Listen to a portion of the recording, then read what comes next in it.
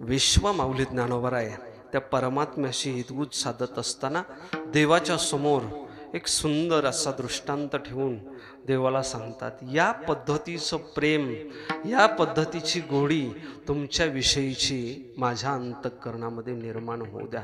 देव एवढा सोपा नाही.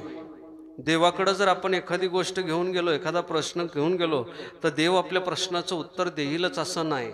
आपण प्रश्न विचारावा आणि देवाने उत्तर द्यावं. देव उत्तर देण्यासाठी चतुर आहे, पण आपण प्रश्न विचारत असताना तेवढ्या चातुर्यानं प्रश्न केला पाहिजे.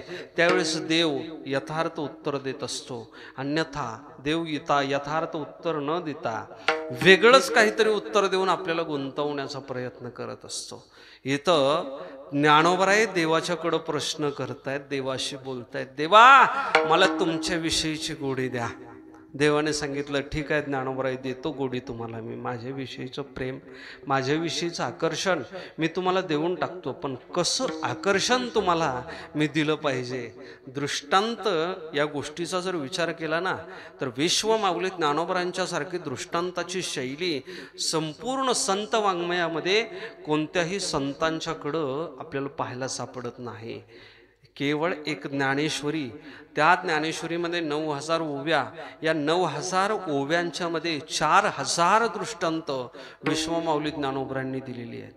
एकच सिद्धांत स्पष्ट करण्यासाठी, म्हणजे एक सिद्धांत वाक्य आहे, त्या सिद्धांत वाक्याच्या स्पष्टीकरणासाठी ज्ञानोबरांचे अनेक दृष्टांत ज्ञानेश्वरीमध्ये आपल्याला पाहायला सापडतात.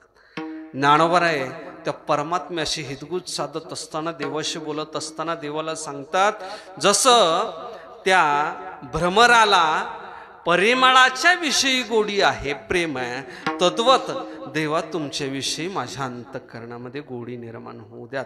तुमच्या विषयीचं प्रेम माझ्या अंतःकरणामध्ये निर्माण होऊ द्यात. परिमळाची गोडी त्या भ्रमराच्या अंतःकरणामध्ये किती असते हो. भ्रमर म्हणजे भुंगा. पहा, या भुंग्याचं सुद्धा चरित्र विश्व माऊली ज्ञानोबरांनी आपल्या ज्ञानेश्वरीमध्ये व्यक्त केलेलं आहे, सांगितलेलं आहे. हा जो भुंगा आहे ना, हा भुंगा कोणी सामान्य नाही. याचं अवीट असं प्रेम त्या कमळाच्या फुलावरती आहे. कमळातला जो मकरंद आहे त्या मकरंदावरती आहे. ज्ञानोबराय सांगतात, एखादं कमळ, सूर्यविकासिनी कमळ उमलावं आणि उमलल्याच्या नंतर त्याच्यातला जो सुगंध आहे तो सुगंध बाहेर पडावा, तो भ्रमराच्या घ्राणेंद्रियापर्यंत पोहोचावा. त्या भ्रमरापर्यंत तो सुगंध पोहोचला का भ्रमर थेट निघतो आणि त्या कमळाच्या फुलापर्यंत पोहोचतो. कमळाच्या फुलावरती बसतो आणि तिथला जो मकरंद आहे तो मकरंद सेवन करायला सुरुवात करतो. हा मकरंद सेवन करत असताना, कमळाच्या फुलापर्यंत जात असताना कोणत्याही ठिकाणी तो विश्रांती घेत नाही. एकदा का निघाला त्या कमळाच्या दिशेनं का थेट कमळापर्यंत जाऊन पोहोचतो. कमळावरती बसतो आणि सुगंध घ्यायला सुरुवात करतो. सुगंध एवढा घेतो, एवढा मकरंद सेवन करतो, दिवस मावळायची वेळ येते. कमळ आता ते मिटणार आहे. म्हणजे ते जे उमललेलं होतं ना, ते कमळ पुन्हा आपल्या पाकळ्या मिठून घेणार आहे. सूर्य मावळल्याबरोबर सूर्याची किरण निघून गेली का कमळाच्या पाकळ्या मिठून जाणार आहेत. मध्यभागी तो भ्रमर बसलेला आहे. भ्रमर म्हणजे भुंगा, बाहेर सूर्याच्या दिशेनं पाहतोय, मकरंद सेवन करतोय. सूर्य पश्चिमेला झुकलेला आहे. आता काही वेळामध्ये सूर्य मावळणार आहे आणि सूर्य मावळल्याच्या नंतर या ज्या पाकळ्या आहेत, या पाकळ्या मिटणार आहेत. पाकळ्या मिटल्याच्या नंतर या पाकळ्यातून आपल्याला बाहेर येता येणार नाही. भुंगा मनात विचार करतो, या कमळाला आपण सोडावं आणि निघून जावं, पण त्या मकरंदाच्या विषयी, त्या सुगंधाच्या विषयी एवढं प्रेम अंतःकरणामध्ये आहे की भुंगा पुन्हा विचार करतो, आणखी काही वेळ आहे, सगळ्या पाकळ्या आणखी मिटलेल्या नाहीत, एवढ्या पाकळ्यांच्या सांधीमधून आपण निघून जाऊ शकतो. सूर्य मावळतो, सूर्याची किरणं संपून जातात, कमळाचं फूल मिटायला चालू होतं. बाहेरच्या पाकळ्या आतल्या पाकळ्या एकत्र यायला सुरुवात होते. मध्य भागातून फक्त सूर्याचं छोटंसं बिंब दिसतंय. भुंगा मनात विचार करतो, या छोट्याशा जागेतून आपण बाहेर जाऊ शकतो, जाण्यासाठी काहीच अडचण नाही. पण म्हणतो आणखी थोडं दार कमी जरी झालं, जागा कमी झाली तरी सुद्धा आपल्याला बाहेर जाता येणं शक्य आहे. आणखी थोडा वेळ बसू, आणखी थोडा वेळ सुगंध ग्रहण करू, आणखी थोडा वेळ मकरंद ग्रहण करू. म्हणून तो भुंगा त्या कमळाच्या मध्यभागी बसून राहतो. त्या कमळाच्या ज्या पाकळ्या, त्या पाकळ्या मिटून जातात. भुंग्याची फडफड बंद होते. आतमध्ये श्वास घ्यायला त्रास होतो, पण तरीही त्या मकरंदाचं, त्या सुगंधाचं जे प्रेम आहे, त्या प्रेमाच्या योगानं भुंगा बाहेर येऊ शकत नाही. एरवी भुंग्याची शक्ती जर बघायची असेल ना, तर ज्ञानोबा या भुंग्याची शक्ती सांगतात. का कोरडे काष्टी, कोरडं काष्ट, कोरडं लाकूड, भ्रमरभेदी काष्ट कोरडे.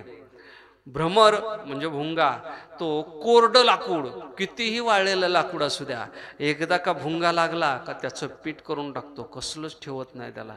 एवढी ताकद त्या भुंग्याच्या मध्ये आहे. परी कमळदळ चिरून येणे, पण त्या कमळदळाला तो चिरू शकत नाही, कमळदळातून बाहेर येऊ शकत नाहीत. ते तर उत्तीर्ण होईल प्राणे, तिथं प्राणाला उत्तीर्ण होईल, पण त्याच्यातून त्या कमळाच्या पाकळ्या फाडून त्याला बाहेर येता येत नाही. आतमध्ये कमळाचं फूल मिटलेलं आहे, आतमध्ये भुंगा आहे. हत्तीचा कळप येतो त्या सरोवरामध्ये स्नान करण्यासाठी, आणि सरोवरामध्ये हत्ती एकमेकांच्या अंगावरती पाणी उधळू लागतात. त्याच वेळेस एका हत्तीला हे कमळाचं फूल दिसतं, जे मालवलेलं आहे, मिटलेलं आहे. ते सुंदर असं कमळाचं फूल पाहिल्याच्या नंतर तो हत्ती जवळ येतो, सोंडेमध्ये ते कमळाचं फूल पकडतो, देठासहित फूल बाजूला काढून घेतो, चुरगाळतो आणि फेकून देतो. आतमधला जो भुंगा आहे, तो भुंगा त्या कमळाच्या सोबत चिरडला जातो, मारला जातो. पण कमळाला सोडण्याची भूमिका मात्र त्या भुंग्याची होत नाही. का कमळदळ चिरून येणे, ते तर उत्तीर्ण होईल प्राणे. ज्ञानोबा म्हणतात तिथं तो प्राणानं उत्तीर्ण झाला, पण कमळाचं मकरंद सोडून त्याला जाण्याची इच्छा झाली नाही. त्या भुंग्याला जसं कमळाच्या विषयीचं प्रेम आहे ना, मकरंदाच्या विषयीचं प्रेम आहे ना, ज्ञानोबा परमात्म्याला म्हणतात, देवाला म्हणतात, हे देवा, तसं प्रेम, तशी गोडी तुमच्या विषयी माझ्या अंतःकरणामध्ये निर्माण होऊ द्या. परिमळाची धाव भ्रमर ओढी, तैशी तुझी गोडी लागो मज. देवानं विचारलं, देवा ज्ञानोबा आहे, तुम्हाला माझ्याविषयीचीच गोडी का आवश्यक आहे? इतर वस्तूंची गोडी तुम्हाला मिळाली तर चालणार नाही का? ज्यांच्या माध्यमातून तुम्हाला सुख मिळेल अशा वस्तूची गोडी मी तुम्हाला देतो ना. या संसारामध्ये का कमी वस्तू आहेत का? त्या सगळ्या वस्तू मी तुम्हाला देतो, तुम्हाला बहाल करतो. या सगळ्या वस्तूंचा त्याग करून तुम्ही माझ्याचकडं का येत आहेत? माझ्याविषयीचीच गोडी तुम्हाला का पाहिजे? ज्ञानोबा सांगतात, देवा, तुमच्या विषयीची जी गोडी आहे ती अविटाची गोडी आहे, म्हणून ती मला पाहिजे. अभंगाचं